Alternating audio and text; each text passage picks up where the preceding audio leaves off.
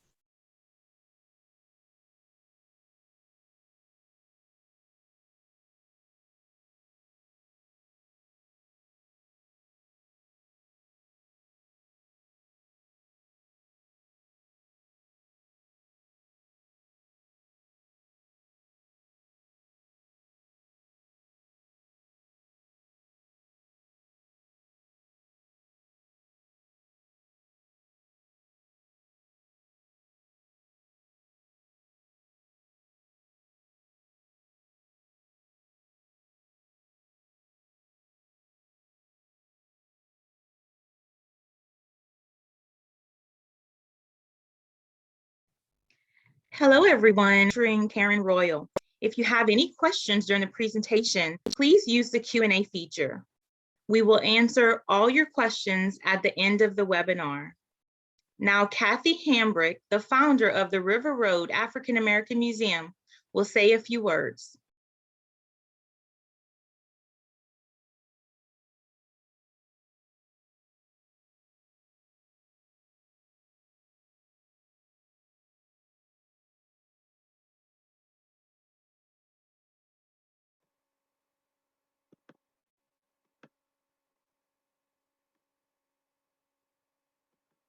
It's not letting me take the video off. Hello, everyone. Trying to get my video started.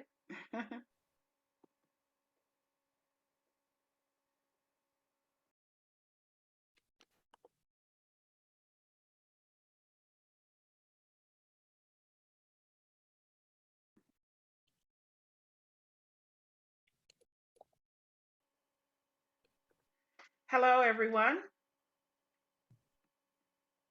Hi, Kathy, we can hear you. Okay. Can you also see me? I can also see you, yes. Okay. My name is Kathy Hambrick, and I am the founder of the River Road African American Museum in Donaldsonville, Louisiana. And I want to welcome everyone to part two of the River Road African American Museum's African American Genealogy Workshop Series. This is part two for Women's History Month. And also, today is the River Road African American Museum's 28th year anniversary.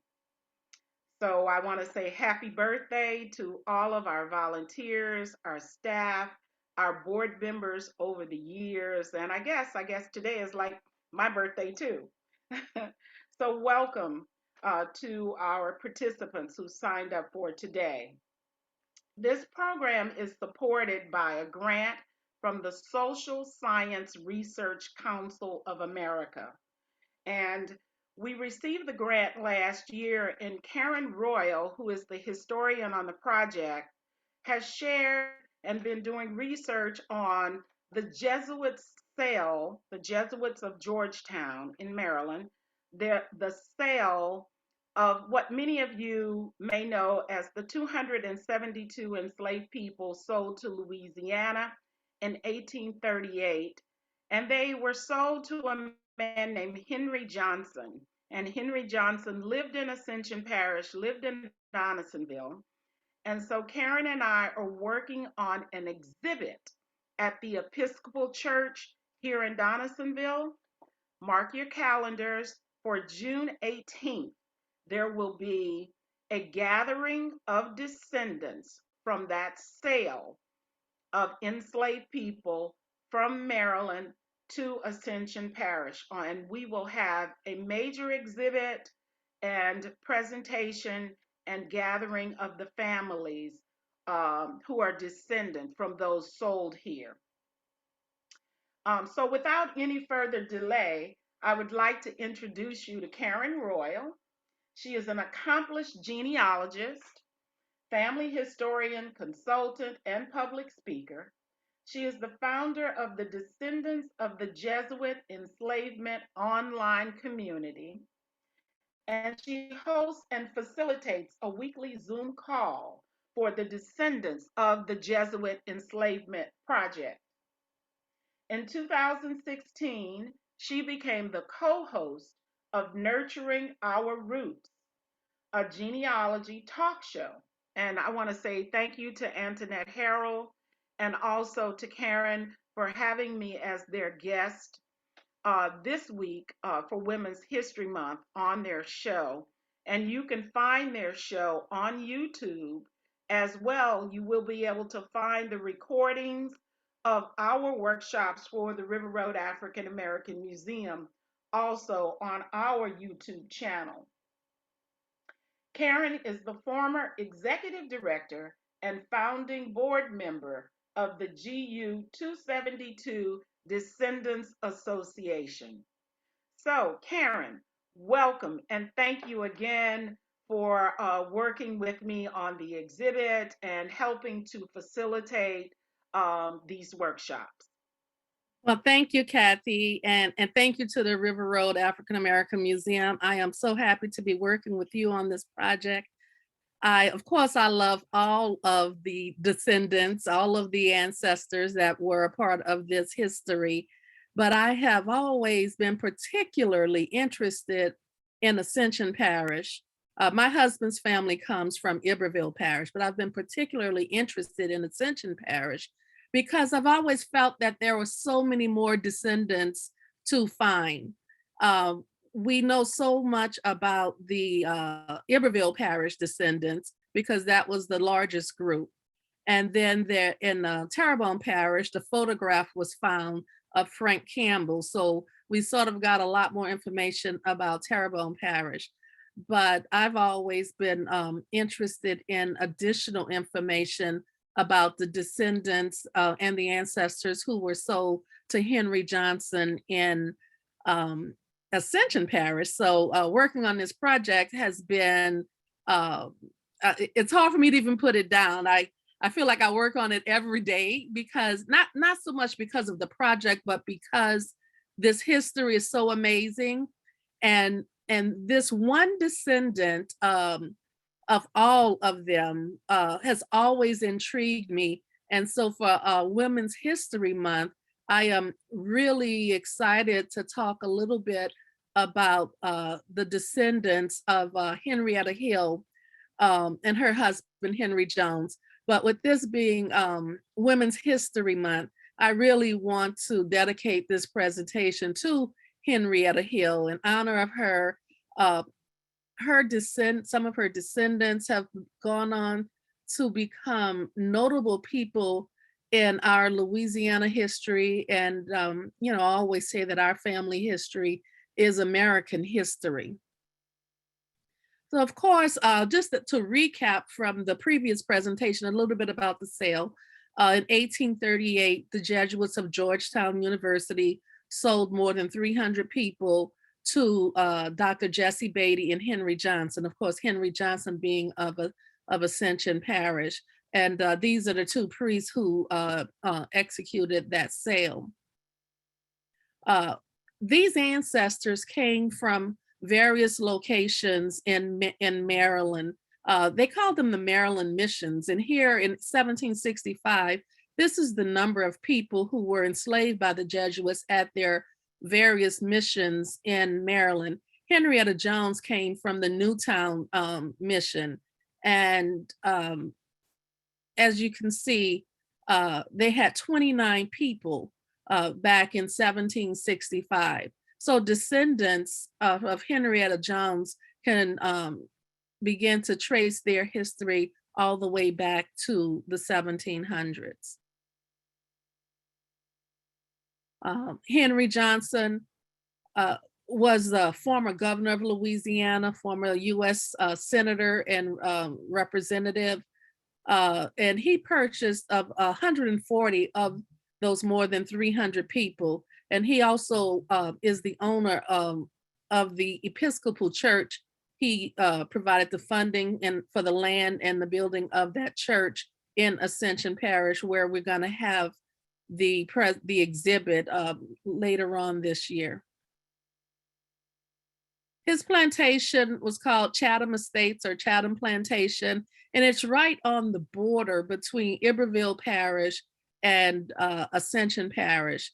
And if you can see the map, bordering his plantation is John R. Thompson, some land for John R. Thompson. He and John R. Thompson, I guess not became business partners, but he did sell half of Chatham Estates to John R. Thompson, as well as to his brother-in-law, Philip Barton Key.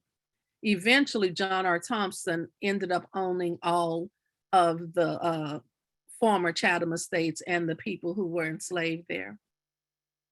So Henrietta Hill, as I mentioned earlier, was enslaved at Newtown Manor. This is an actual document that can be found in the Georgetown Slavery Archives. And in the red box at the top, you can see it says Newtown. Actually, it says Newtown continued.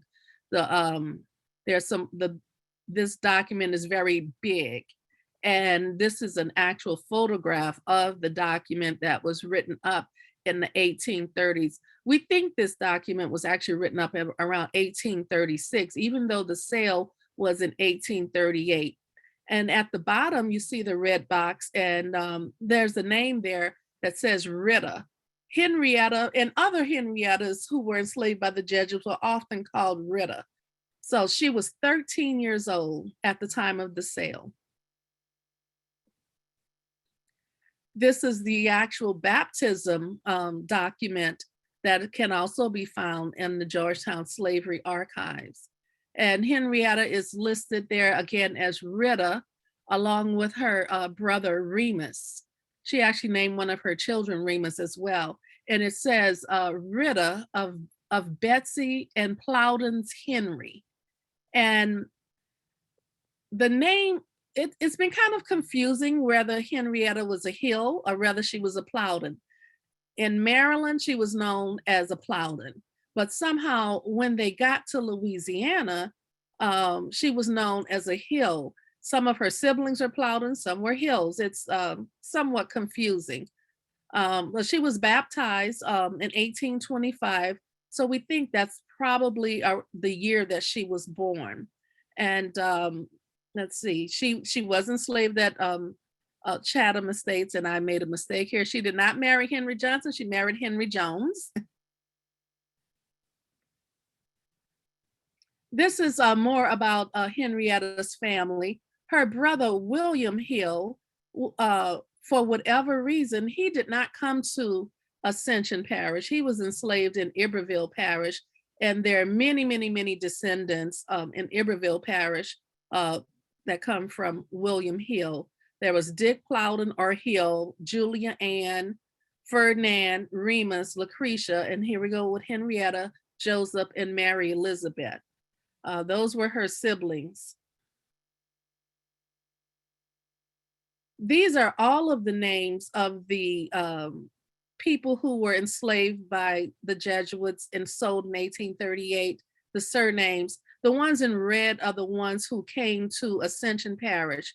The Jesuits enslaved many people throughout the country. It wasn't just those in Maryland or just those who were sold to Louisiana. Prior to that 1838 sale, the Jesuits moved people from Maryland over into Missouri. Later, some went into Kentucky. And we're finding now that there may even be some links to Alabama. And so as we continue to do this research and looking at DNA matches, we are finding links all over the country. And we are beginning to learn a little bit more about the history of the Jesuits and their enslavement.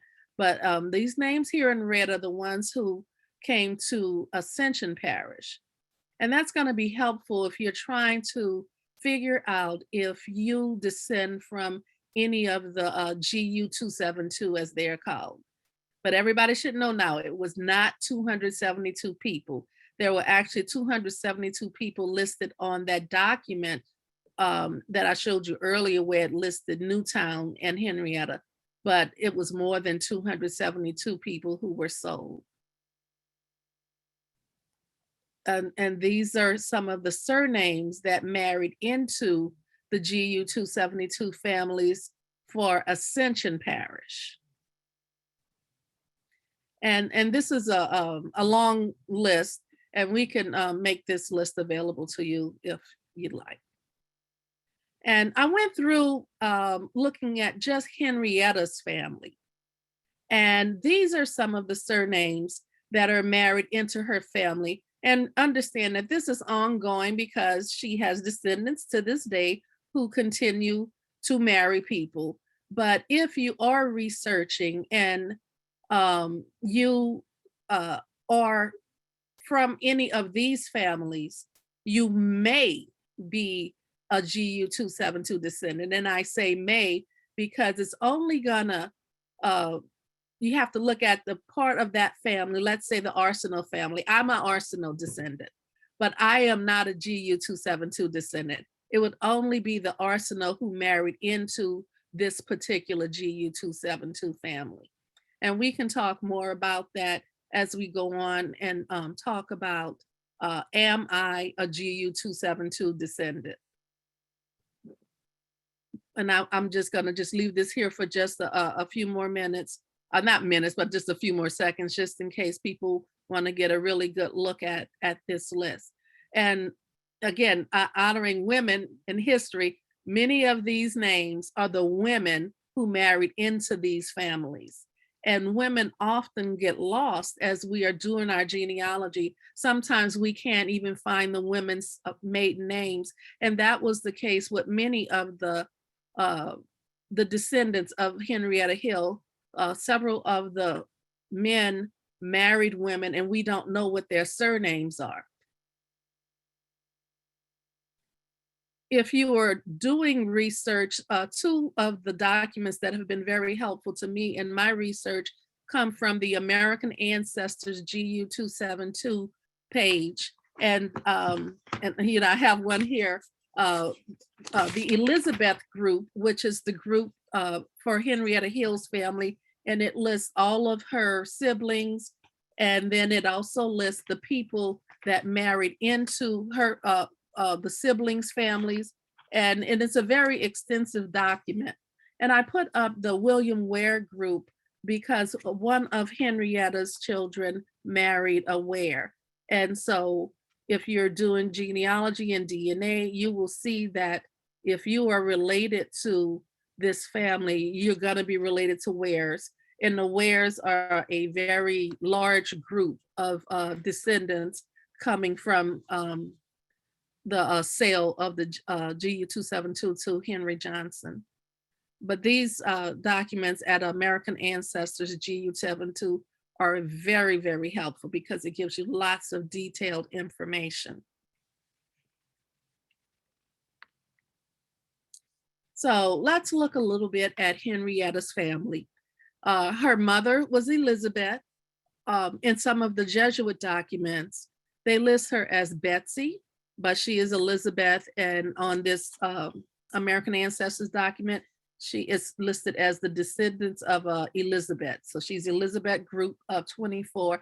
And if you remember back to the baptism document, it said that Rita, who is Henrietta of Plowden's Henry. And so that's why we believe that her father was named Henry Plowden. And he was most likely enslaved at a different plantation, whoever the Plowden person is, the slaveholder Plowden. And it was not unusual for men and women to be enslaved on different plantations, but married to each other. And in Maryland, and because the Jesuits were very interested in making sure their enslaved people were baptized, they tend to promote marriage. That's not always the case in slave families or on plantations, but the Jesuits tended to promote marriage among their enslaved people. And so Henrietta had the following children: Henry Richard Jones, and Henry Richard Jones often goes by Richard Jones. And then there's Peter Albert Jones, who was a Reconstruction era sheriff. Now Remus or Dr. Jones, and I just want to point this out for anybody who has been doing research on Remus. One of the things I discovered is that his name on one of the census records it doesn't show up as Remus. It's something like EU, EAUS or something like that. But if you actually look at the census document itself and not the transcription, you can clearly see that it was Remus. And this really confused me because I knew Henrietta had a son named Remus, but as I was doing my research on Ancestry, and even when I encountered some of the other trees on Ancestry, it seems that many people were repeating the mistake of putting him down as what it said on the census record.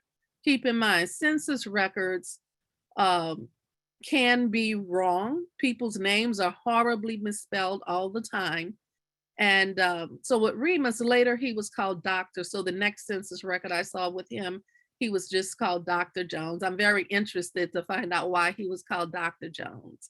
And then there was Henry, the F stands for Ferdinand, but Henry Ferdinand Jones. Now that name Ferdinand, remember Henrietta had a brother named Ferdinand Hill.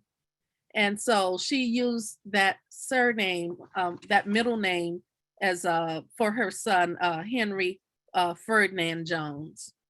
And then there's Prosper Jones, Albert Jones. We see that name Albert repeated a few times. I'm very interested in why that name is repeated.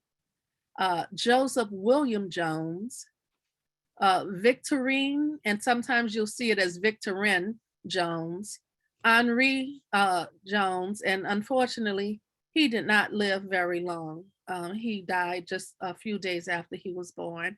And then Julia Jones. Julia Jones is the one who was married to William Ware, and we'll see a lot of Ware descendants coming from Julia. But she had a pretty large family. And I really think, I like to think that she was a very strong woman because her family seemed very interested in education. So let's look at her son, Henry Richard Jones. He was the oldest. And as I said earlier, he's known as Richard. And throughout many genealogies online, you'll see him just listed as Richard. But he was indeed Henry Richard Jones. Again, people reuse names all the time. So that Henry comes down from Henrietta's grandfather.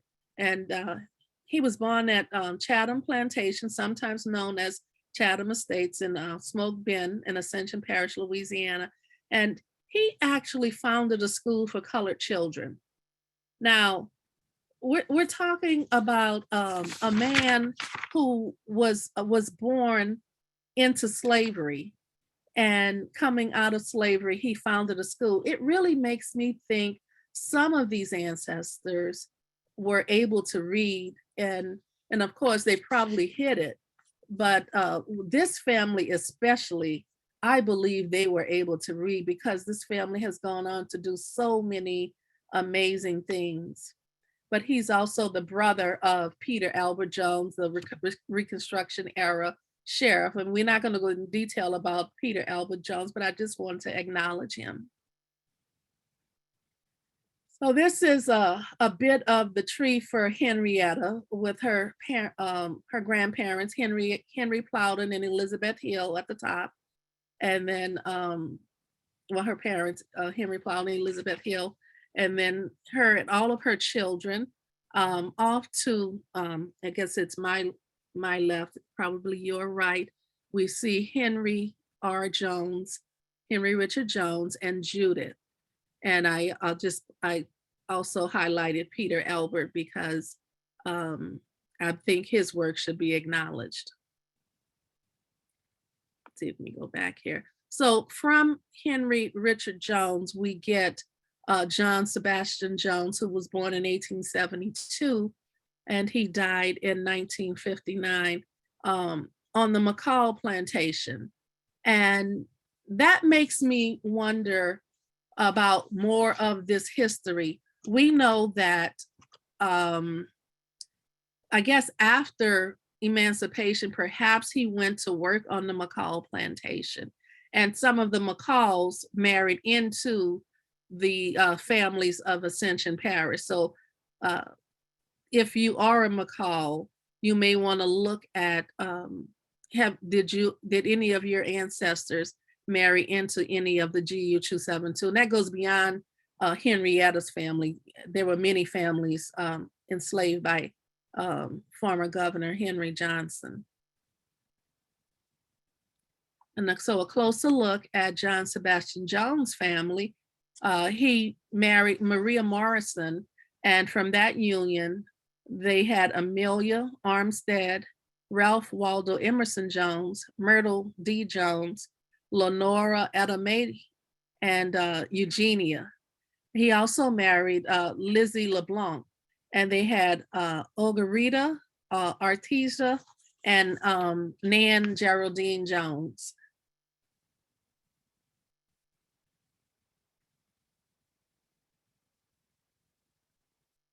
So this is one of the reasons I'm so fascinated by this family.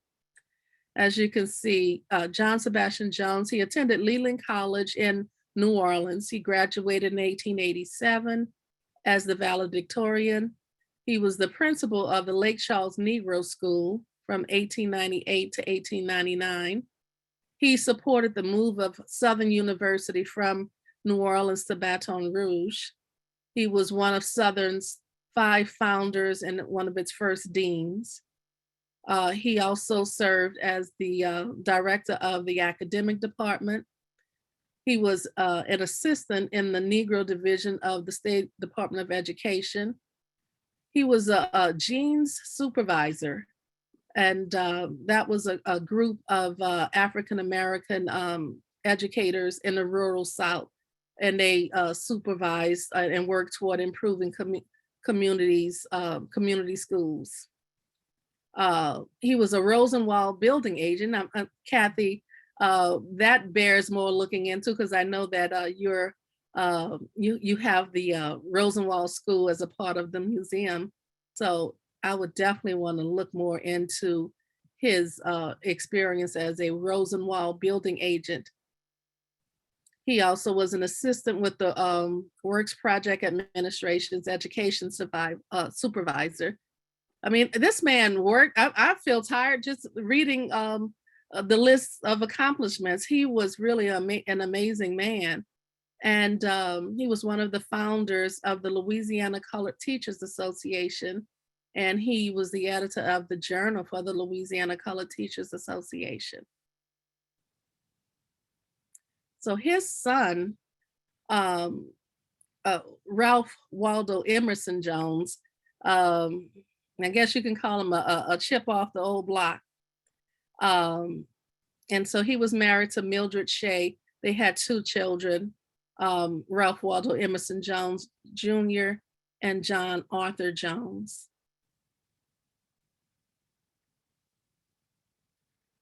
So Ralph Waldo Emerson Jones was known as Prez, born 1905, died 1982. And so he's the great grandson of Henrietta Hill and Henry Jones, president of Grambling University for a very long time.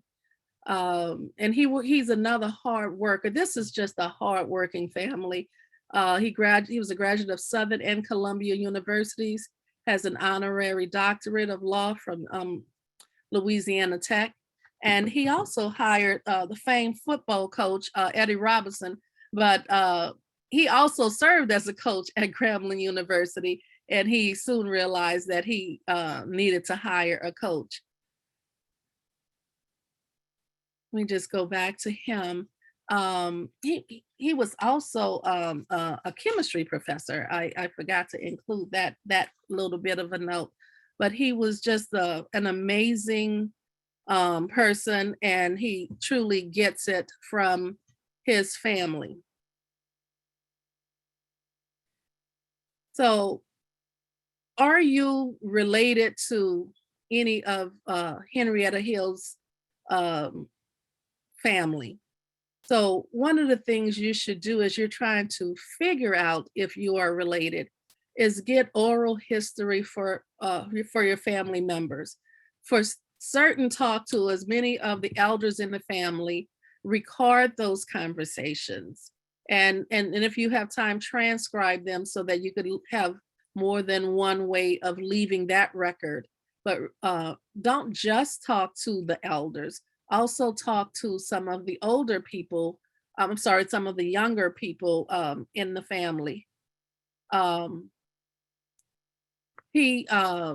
younger people can provide their memories of their experiences with some of the family members that you may not have met. Then you want to create a well-researched tree. And what do we mean about a well-researched tree? That's a tree with sources. Before you go from one generation to the next, you want to make sure you have some documents that document the names, locations, and dates of the people in your tree. Always begin with yourself and begin to work backwards. Look at your mother's family and your father's family. And on each one of those branches, making sure that you pull up all the census records, birth, marriage, and death records as a beginning. And don't forget military records. All of those records can give you information that helps you to go further back in your research. Be sure to include the extended family members. Don't just stick to your mother, your father, your grandmother, your great-grandmother. Make sure you include all of your parents' siblings, your grandparents' siblings, because it is through those connections that you will be able to figure out if you are indeed connected to the GU 272. And we will go back over the surname list. Review that surname list, look for those surnames in, especially among the women.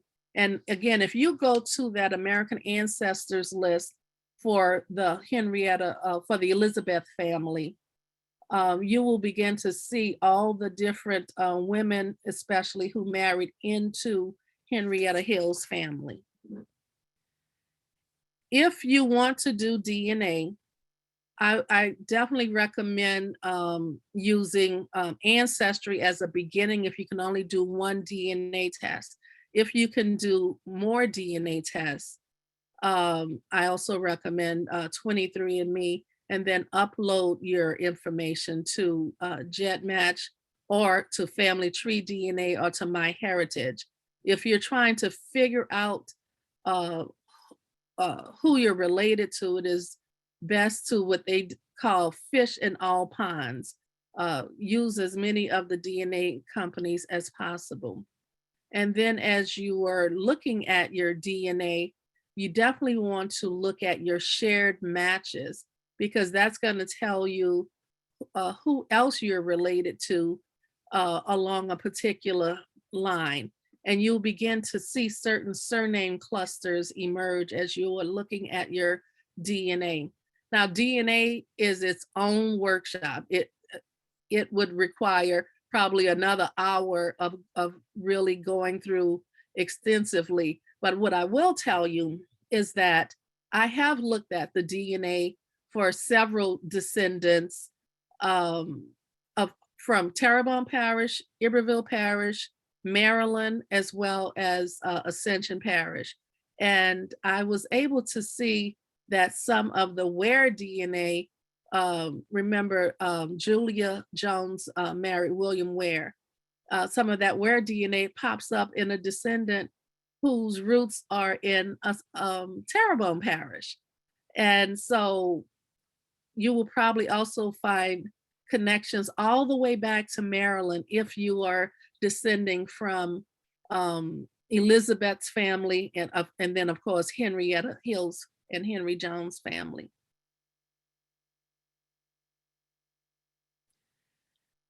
So if you're looking at the DNA and if you're on Ancestry, if you search using Georgetown or the Georgetown Memory Project, it is possible that you may show up as matching some of the sample DNA test kits that were done a few years ago by the Georgetown Memory Project. They have about 30 or so kits on Ancestry, and they're identified by alphabets. Now, keep in mind, just because you match a test kit, one of these DNA kits, it doesn't mean that you're absolutely a descendant. You still have to go back and do the research to see if you are matching the person on the particular surname line that is connected to the GU272. And this is where using GEDmatch or Family Tree DNA, one of these companies that has a chromosome browser can help you, because you don't know if you're matching a person on the maternal line or the paternal line.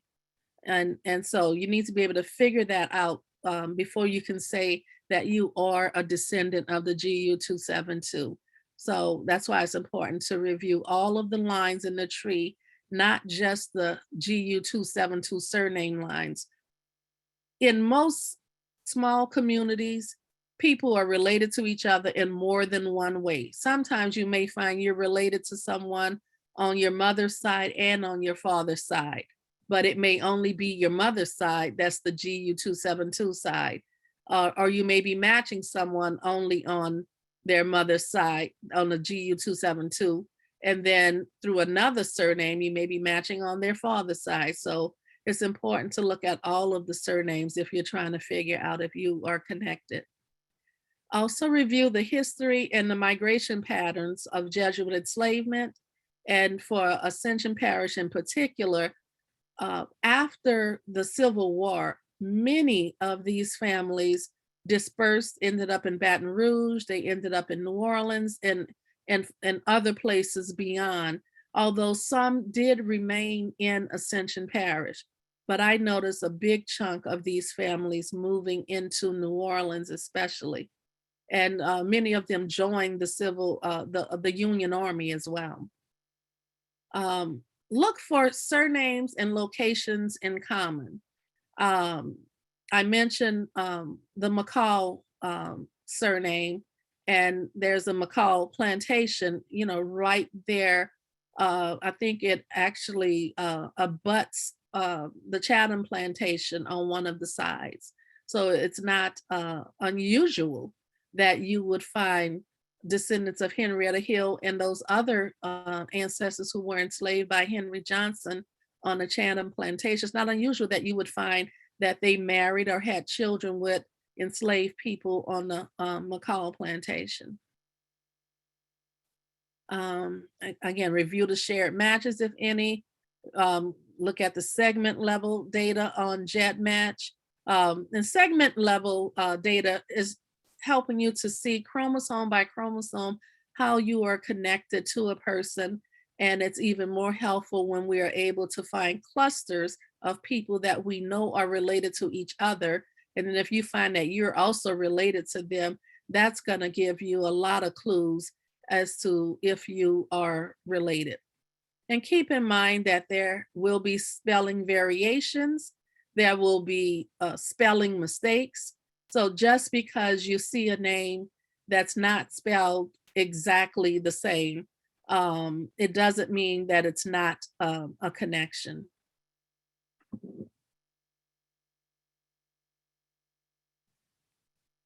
So with DNA enslavement, research Jesuit history with slavery. The Jesuits were everywhere. even before they came to this country. They were in the islands, they were in South America, they were all over Africa. Um, so it's important to know the history, especially here for us in Louisiana. The Jesuits were in a place called Kaskaskia, Illinois, and they were driven out of that area, and they began to come down the river and came all the way down to New Orleans. Jesuits enslaved, I think it was about 140 people in the New Orleans area. And so some of these people we will we have found have DNA connections to the GU 272, even though they were never enslaved in Maryland. So one of the things we do, I host a call on Thursday nights with descendants and people who are trying to figure out if they are descendants. And on that call, it's really somewhat like a study group. And we are looking at Jesuit history, because you can't do genealogy without looking at the history of the people, or without looking at all of the locations people may have been in, or where their enslavers may have been. Also keep in mind, the Jesuits got many of their enslaved people from their parishioners. There was a group of people called the League of Catholic Families that moved from Maryland westward. They went into Kentucky in particular.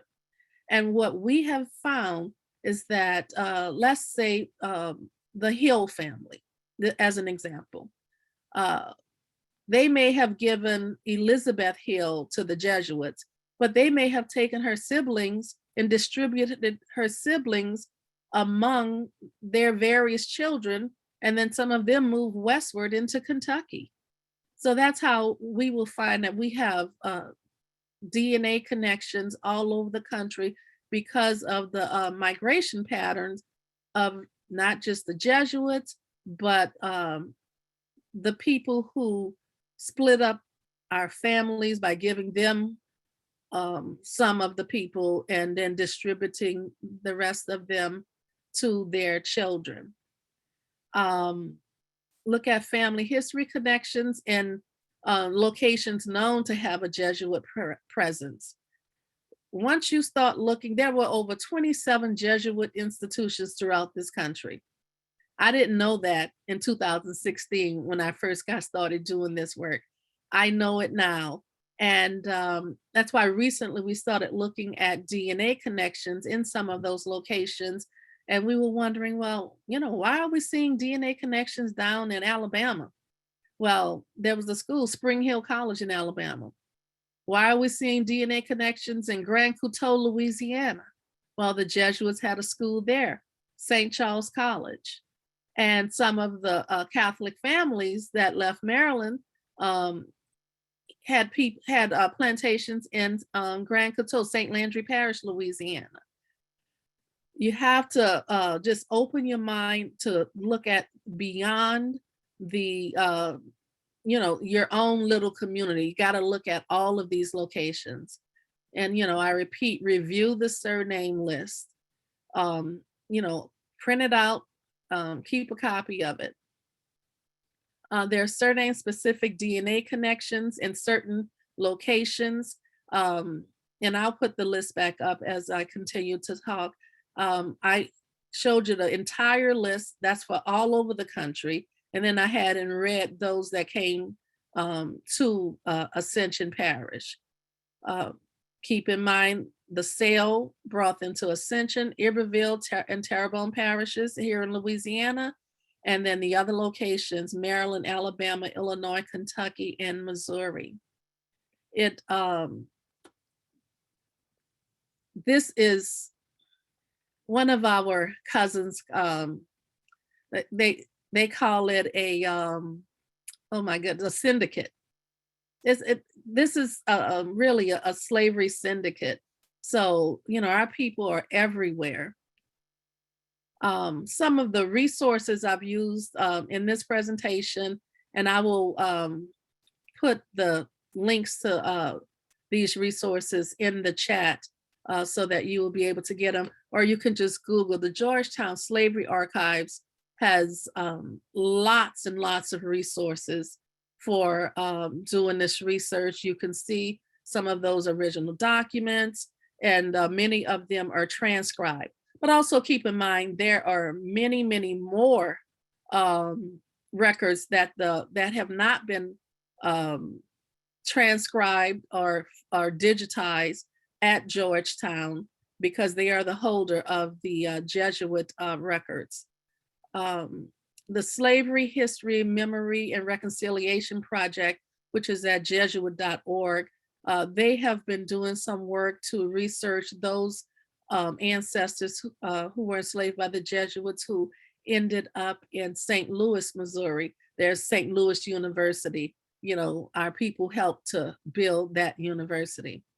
Then there's the American Ancestors, GU 272, and that information has been very helpful. But even with all of these resources, make sure you look at the original source documents, just to make sure that there aren't any inconsistencies. You always want to look at the original source documents. And the American Ancestors information has footnotes to those original source documents, to some of them. Some of them are not there, and you may actually have to go to, as I have at the bottom here, the courthouses, libraries, and archives. And keep in mind, many university archives have information on the slaveholders. You want to research those slaveholder families. Ancestry.com, it goes without saying, is a wealth of information. And also familysearch.org. Of course, Ancestry, you can build your tree there for free, but if you want to get to those source documents, there is a fee for that. But you can find some of those source documents for free at familysearch.org. Kathy mentioned at the beginning of the presentation that in the upcoming months, I think it was in May, she's going to have Tom Reed on. Tom Reed works for familysearch.org, and they have done a lot with various communities, helping to get more records digitized, and they are provided free of charge. But not all records are on there, so you always have to go other places. And if you're doing DNA, GEDmatch has been very helpful to doing that. Now, I'm going to just go back to the surname list, just to go over that again and give people a chance to take a good look at these surnames. These are the surnames. The ones in red are the ones that came to Ascension Parish, but all the ones in black you may also be related to, but they may have gone to other parishes or other states altogether. And as you can see, there is the Hill family, the Jones family, the Ware family. All of those are families that are connected to Henrietta Hill. And this list really surprised me, and it's definitely worth looking at again. All of these are people who married into the Ascension families. And then extracted from that list are the ones who married into Henrietta's, yeah, I have a few, I was just checking the time because I wanted to go over this and give you just a little bit more information. Henry Richard Jones, also known as Richard Jones, he also married Nancy Kane. So you can see Nancy's name on that list. Peter Albert Jones married Annie LeBlanc, and you see LeBlanc there. Remus Jones married Elizabeth Bradley. Prosper Jones married Ella Morgan. Albert Jones, let's see, we don't have his, it says he married Annie Jones. And so sometimes you can marry somebody with a same surname, especially when it's a common surname like Jones. Then there was Joseph William Jones married Anna Kirby, and you see Kirby on the list. He also married Fanny Roche, and that name is on the list.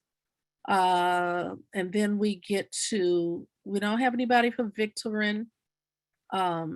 Julia Jones married William Ware. And the Ware family was a huge family. And if you're looking at the documents on the American Ancestors page, the Ware family is group number 17. I actually pulled that group down because it's that family. William's father was married, and his mother is Henrietta Adams and William Ware. It's a huge family. They have many descendants in Ascension Parish, and so it's definitely worth looking at that information if you are trying to figure out if you are connected to this family, to the Henrietta Hill family. Get to the end. And in a few minutes, we're gonna accept questions, and they're asking that you please put your questions in the Q&A, not in the chat. But if you want to connect more or have a few more questions that are very specific to your situation, you can reach out to me on social media, on Twitter and Instagram at Jesuit Enslaved, Facebook.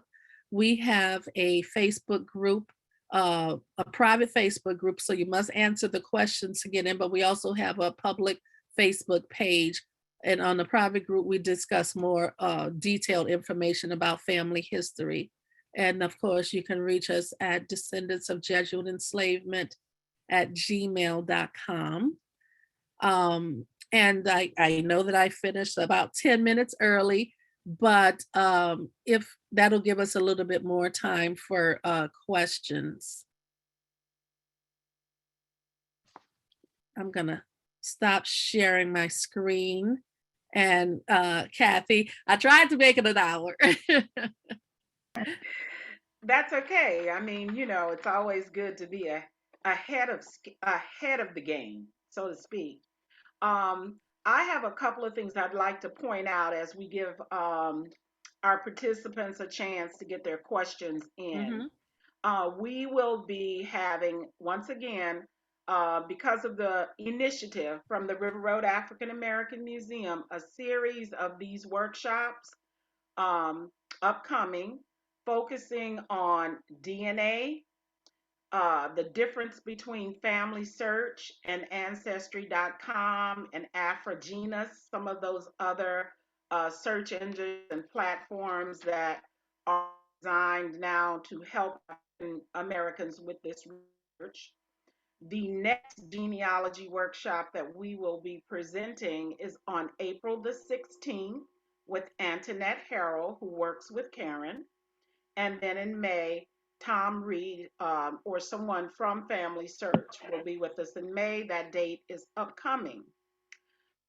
Antoinette, you mentioned that one of the descendants of John Sebastian Jones was the sheriff in Ascension Parish during Reconstruction. Can you tell me his name again? The museum has an exhibit on Reconstruction in Ascension Parish right now. Peter Albert Jones was one of Henrietta's children. Okay, so Yes. Peter Jones, I've been looking for a photo of Peter Jones for quite a while, so I'm so glad to see that he is a descendant of John Sebastian Jones. You also mentioned Lake Charles Colored School, that John Sebastian Jones was a principal there. The Lake Charles Colored School was a Rosenwald school. So I learned today that John Sebastian Jones was a Rosenwald agent here in Louisiana, and Yes. maybe even in Calcasieu. So I want to thank you. Thank you so much. That, I mean, years and years of research, and here you provided me with that link right away. And Kathy, it would be interesting to find out if what came first. Was him being an agent what led him to Lake Charles? Because I've always been intrigued. Why did he, people didn't generally go so far away. Why did he go so far away? So it may have led to him having that assignment over there. Well, job opportunities came to these people who were educated. So just like today, the more educated you are, your opportunities come far and wide, and sometimes you don't want to leave so far from home. So yes, that was really, really very interesting to see. I want to say also, I want to point out to the participants, and we need to spread this word throughout Ascension Parish.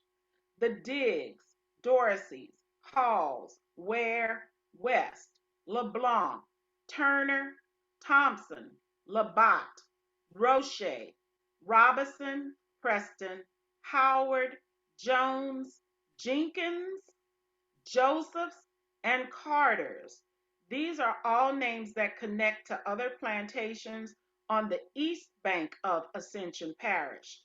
So Gonzales, Prairieville, Hillaryville, Darrow, and Donaldsonville, you're all connected by marriage. So, you know, we need to look far and wide. Don't just think that because you live or because your grandmother was from the East Bank that you don't have family that was connected to a plantation on the West Bank and even as far as Point Capee and West Baton Rouge Parish up north of Iberville and Ascension. You also mentioned, Karen, how much the Jesuits, the Catholic Archdiocese, and how many locations they had around Louisiana. Henry Johnson, who was the purchaser or the enslaver of these members of the GU 272 and more, was Episcopal. So we will be forthcoming with more information. We weren't all Catholic in South Louisiana. These plantation owners that came from Maryland and came from Virginia and some of the other states were a part of the Episcopal faith. So we will have more forthcoming about that.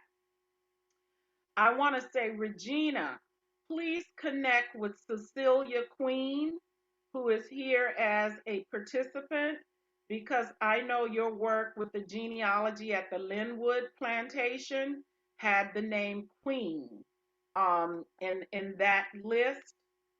Adrian Wells, I see that you are a participant. I have been looking for Wells for quite a long time who were affiliated with the slave cemetery at the Brewley and the Monroe plantation that Shell helped us gather the genealogy on the enslaved people in the slave memorial project that was done a few years ago. So I will now turn it over for Q&A. Thank you, Kathy, and thank you, Karen, for that presentation. The first question is for Karen. How does one register for the Thursday night group?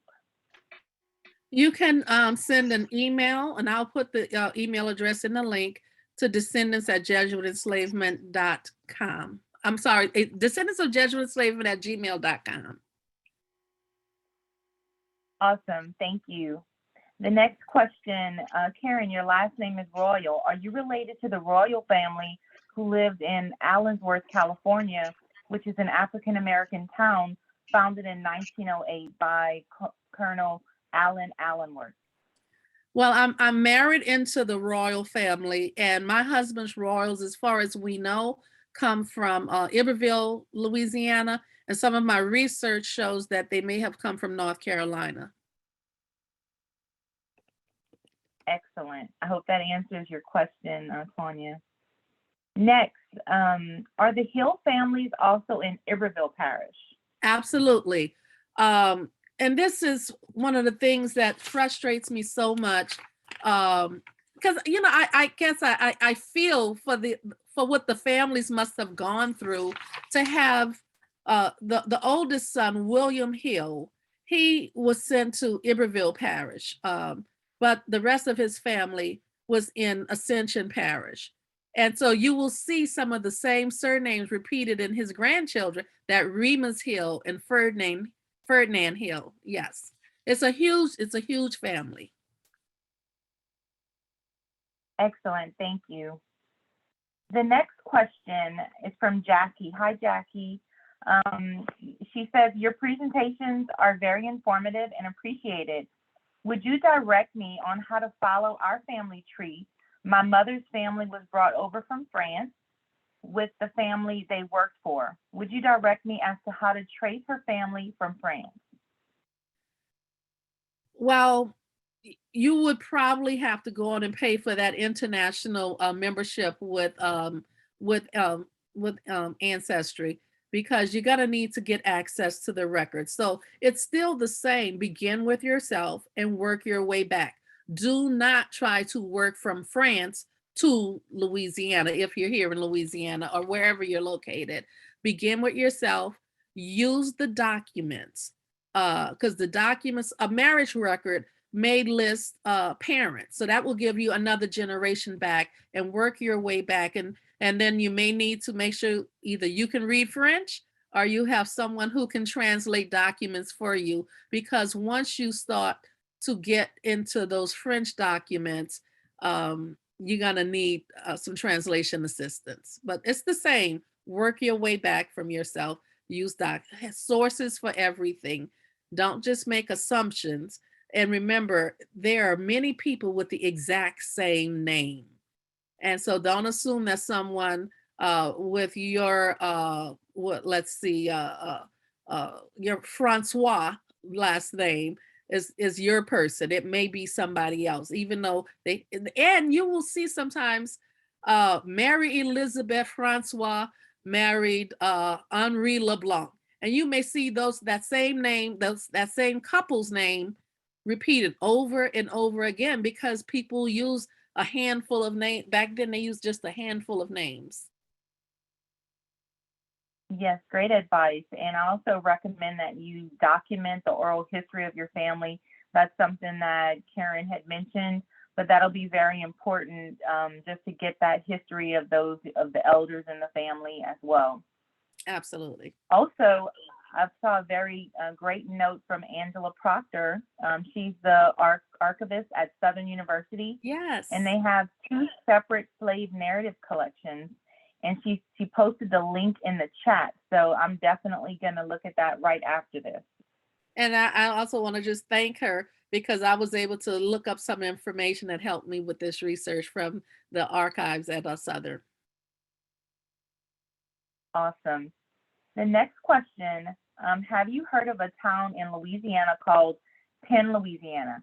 I can't find anything about it in the research I've done, but my father, who had an amazing memory, recalls his father saying that that was where his family resided. I have not heard of Penn, Louisiana. Kathy, have you? You're on mute.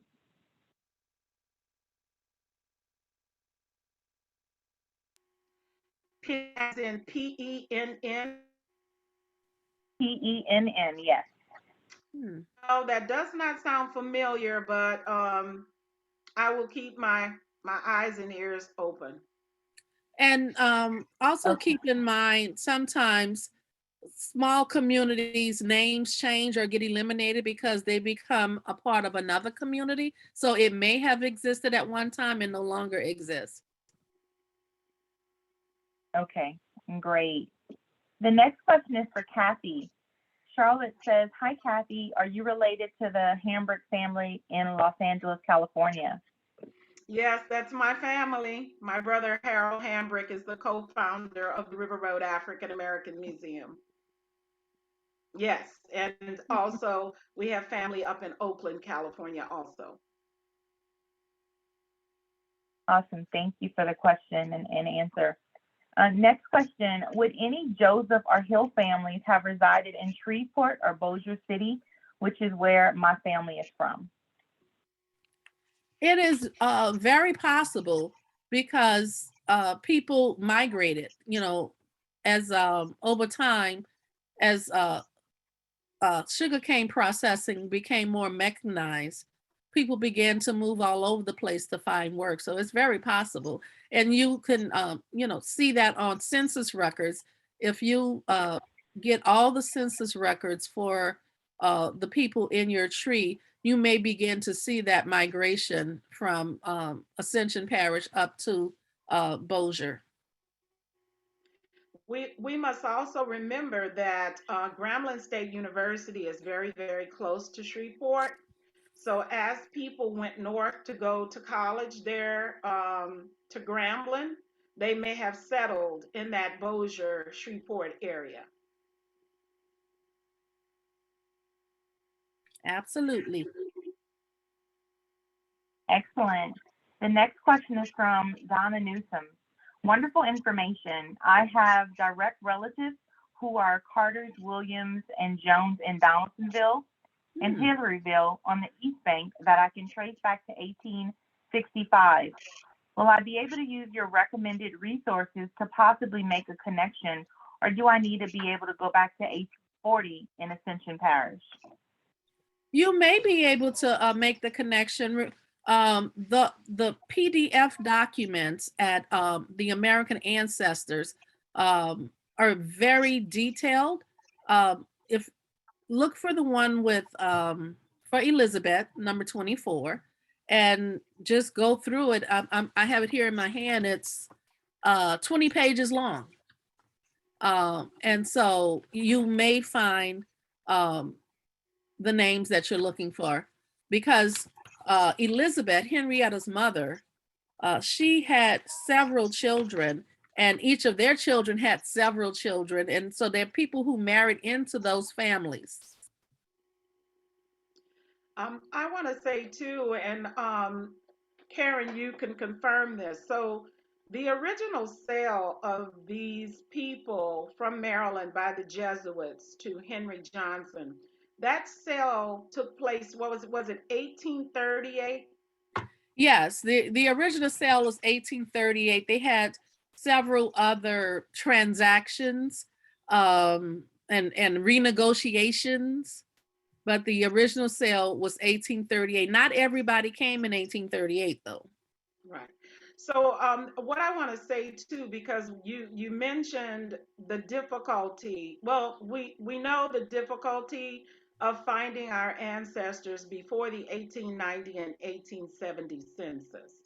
But I do want to say that the Ascension Parish Courthouse, which is now in Gonzales, and also because of work that I've been doing with Dr. Gwen Midlow Hall, I want to refer you all to her book, Africans in Colonial Louisiana. So there are colonial records and there is her database. It's a slave database, Africans, um, Africans based on Africans in colonial Louisiana. Her name is Dr. Gwendolyn Midlow Hall. There's lots of records of enslaved people in Louisiana in that database, over 100,000 names. We're also working through the museum and the West Baton Rouge Museum with Dr. Hall to do a post-colonial database. So that means those records from 1808 until 1865, they need to be put into a comprehensive database so that we can all access those records and not have to go thumb through, literally go through the courthouse records, which have not yet been digitized. French and Spanish records are in South Louisiana courthouses. Fortunately, Dr. Hall could speak French and Spanish, read French and Spanish, and Portuguese fluently. So she was able to translate these records into her database. If you go into a courthouse in New Orleans, Point Capee, Ascension, St. James, you will come across these records written in French and Spanish. And if you don't have someone who can translate those documents for you, you will find yourself lost in Louisiana, unlike in many of the American colonies where everything is written in English. So I want to point that out. And the work that we do together will help make these resources more available to our children and our grandchildren in the future. Kathy, I'm glad you mentioned Dr. Gwendolyn Midlow Hall's book, because oftentimes we hear from people that they can't find records before the 1870 census. And while we do, the courthouses is a good option. Her book, I just want people to know there are many books out there that have information about our ancestors before 1870. This book here, I have Cash for Blood. This book documents the Baltimore to New Orleans domestic slave trade. And they have literally lists and lists and lists of enslaved people, many of whom have first and last names. And these are voyages, of course, before 1870, before 1865. They have people's names on them. They have the shipper's name and the date that they were shipped here from Baltimore. So don't sleep on books of all kinds to help you find ancestors who may not, who may be difficult to find, and you're not able to find them even on the 1870 census. You're on mute, Great Kat. information. That book yet. There are databases now. The books may not have been written, but there are extensive databases. There's slavevoyages.org Yes.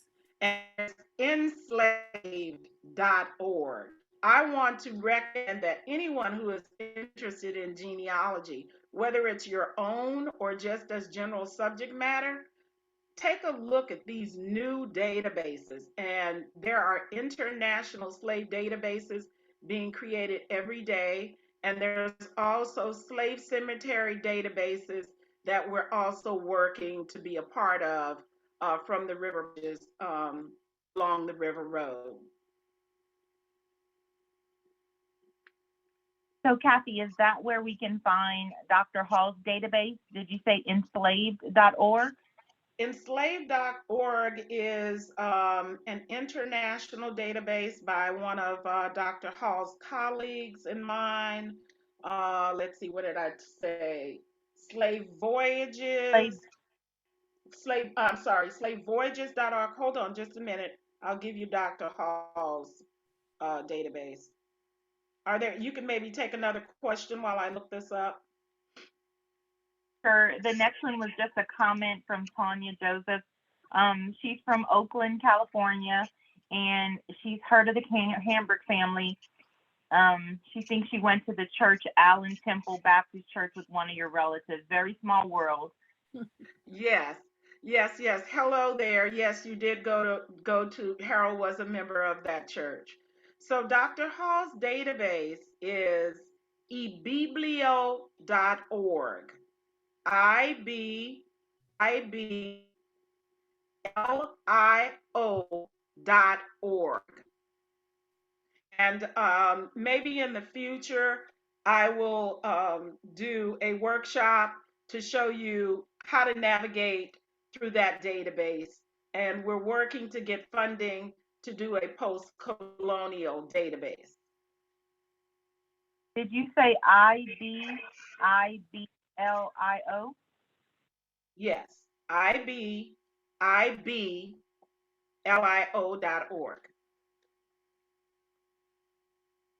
Great, thank you. The next question, is it possible to get an email sent of all the web links in the chat box relating to search sites, future webinars, the databases, as well as the books mentioned? I'm trying to listen and type, and I'm not sure if I wrote everything down correctly. Yes, I can send you these links, and everyone who has joined and registered will get copied on the email blast sharing the link to this webinar, as well as anything else that we share in the future. Any other comments, Kathy? Yes, so these workshops, part 1 from last month, part 2 for today, has been recorded and are available on the River Road African American Museum's YouTube channel. And you will see a screen popping up saying stay connected. If you are a participant, we will put together a blast to give you the links that we talked about today, and also post them on our social media. Yes, so here is our Stay Connected page. And there are no more questions in the chat. Is there anything else that you would like to discuss, Kathy or Karen, before we wrap up? This is Kathy. I once again want to say thank you. I see we have Texas, California, Maryland, Florida, and Arkansas who have joined us, all from Louisiana. And I want to say, don't forget to look for the link to sign up for next month's workshop on April 16th.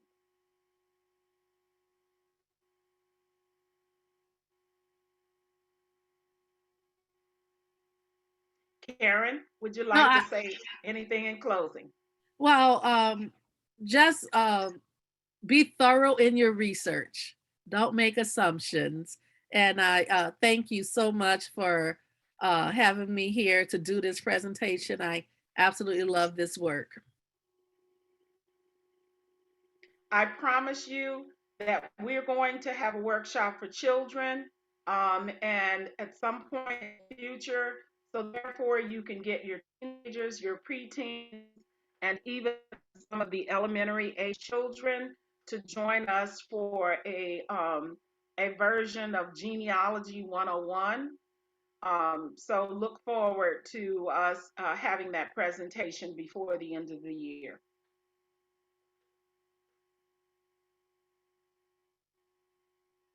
Goodbye, everyone. Ready to sign off? No other questions? No other questions. Everyone have a great day. Thank you.